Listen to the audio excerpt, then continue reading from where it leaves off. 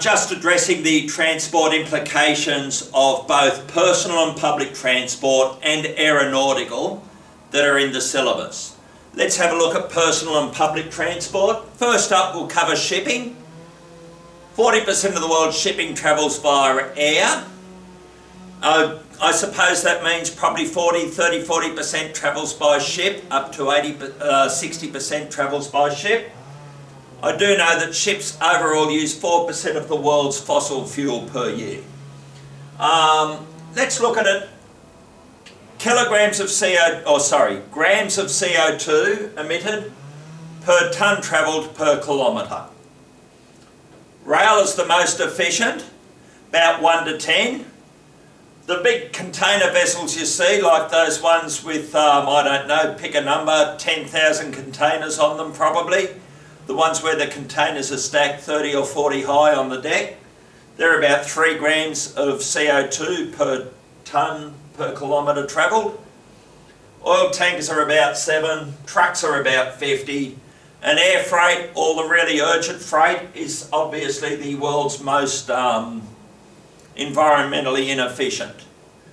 However, if you have something that's going to destroy itself in a week, you can't really send it from America by ship, which is the reason why air freight exists. Expedience and time. For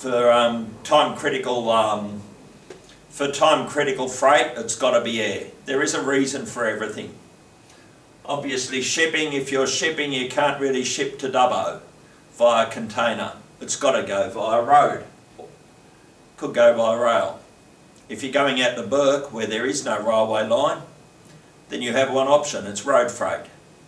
Infrastructure, number of people, locality, proximity to water, proximity to a railhead really drives freight. And it also drives leisure travel.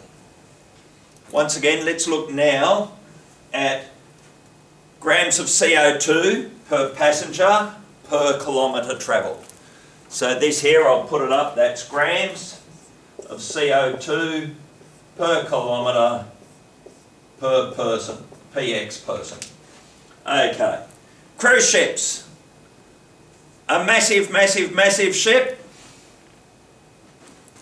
No longer it's 7, it's more like 400 grams of CO2 per kilometre per person. Domestic flights is 133 grams of CO2, and then you've got the other environmental disadvantages from running up in the upper atmosphere. Emitting unburnt fuel, emitting nitrogen oxide, which also has an environmental impact. Overall, domestic flights, 250 grams of CO2 per person per kilometre. Long haul flights, 200. So air travel, once again, is not the world's most environmentally friendly way to travel, but it's speed and distance covered. Let's say you had to get to Brisbane. You could walk it from Sydney. It's about 1,100 kilometres at 5 kilometres a day. My math says 200 days. I might be wrong, but I think that's about right. So if you want to go to Brisbane on a round trip and walk, I'll see you in a year. Flight has a purpose. It also has an environmental disadvantage. A car with one person is also not exactly the world's most environmentally friendly option. A car with 4 people is a lot better. Buses, this is the short bus that starts and stops, public transport in a town. It's better than a car with 1 person, but it's not as good as a car with 4. But of course, a bus stops everywhere. A car with 4 people has 1 start and 1 stop. Domestic rail is about equivalent to a car. Coaches, the long haul buses that go from Sydney to Melbourne, the Greyhound buses, the other company buses you see, the overnight expresses, 27 grams per person per kilometre. And trains, once again,